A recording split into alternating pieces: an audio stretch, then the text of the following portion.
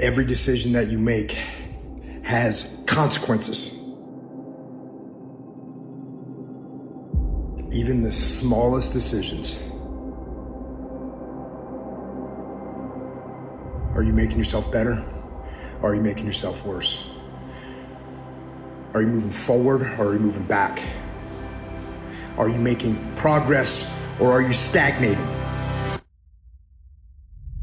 If when the alarm clock goes off in the morning and you ain't happy about it, you ain't doing what you want to do. See, you fighting upstream, you going against what God created you for. If your job makes you sick to go to, if you're unhappy with waking up to go to where you gotta go, it's because you ain't living in your gift. Because ultimately, denying your passions is a slow suicide.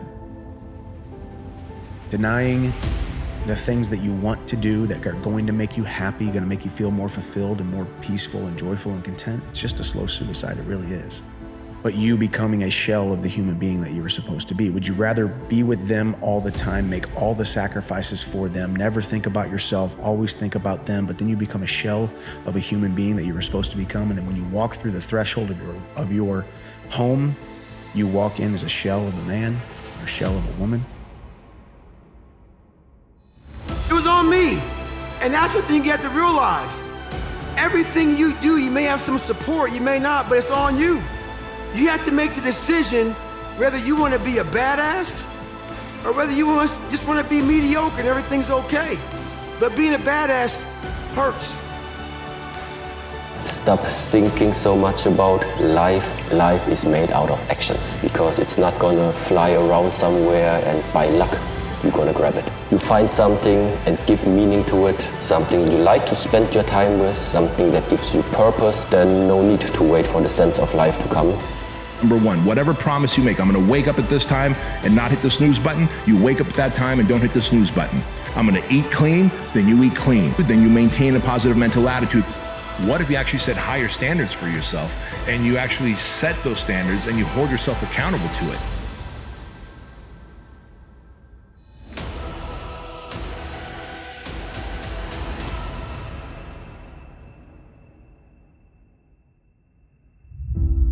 Instead of looking at those things like they're a negative, look at them as a positive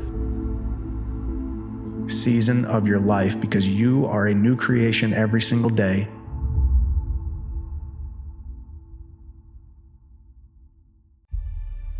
I think one of the hardest things to hear after you don't get your way is keep working. But it's also one of the only solutions to be successful. You're not going to get your way most of the time in your life. Just keep working. Hard work pays off, no one tells you when. You'll never know the true feeling of accomplishment if you've never faced a setback. You'll never know the true meaning of confidence if you've never had to bounce back from anything. Just keep working. You're not getting what you want, keep working. You are getting what you want, keep working. Failures are a prerequisite to who we want to become. I cannot stress that enough. So sometimes something that seems to be a negative thing, seems to be a bad thing that is happening to us, or even a season of dormant,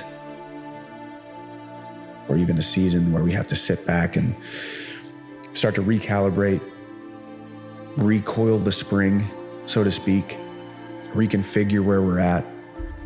Sometimes that's right where we need to be. Perfection does not exist. Doesn't exist, man. You should try your hardest to get things right. In moments where you got them wrong, figure out how to never get them wrong again.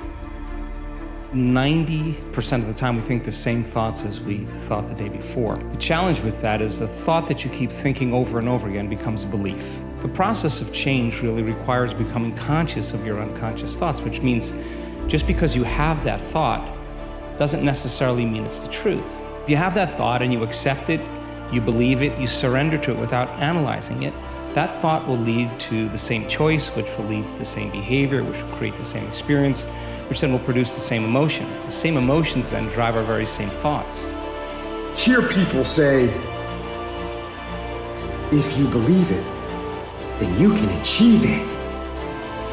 And the problem with that is they're leaving out the most important part of the equation. And that part is work, action, actually doing something. That's what you have to do to achieve anything. Yeah, you gotta believe it, but you better get the work done. But usually we react. We have pain, we have suffering, we react, and we react about get the out of here. It's those people who are able to control that feeling of flight and say, no, I'm a fucker. There's a way through this.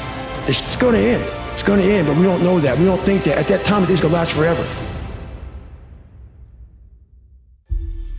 So what keeps me going? I've quit several things. I know what's on the back end of fucking quitting. It's a lifetime of thinking about why the fuck did I do that?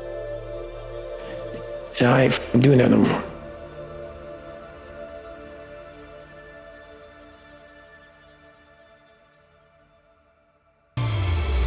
Doing what you said you were going to do, that's all that matters in life.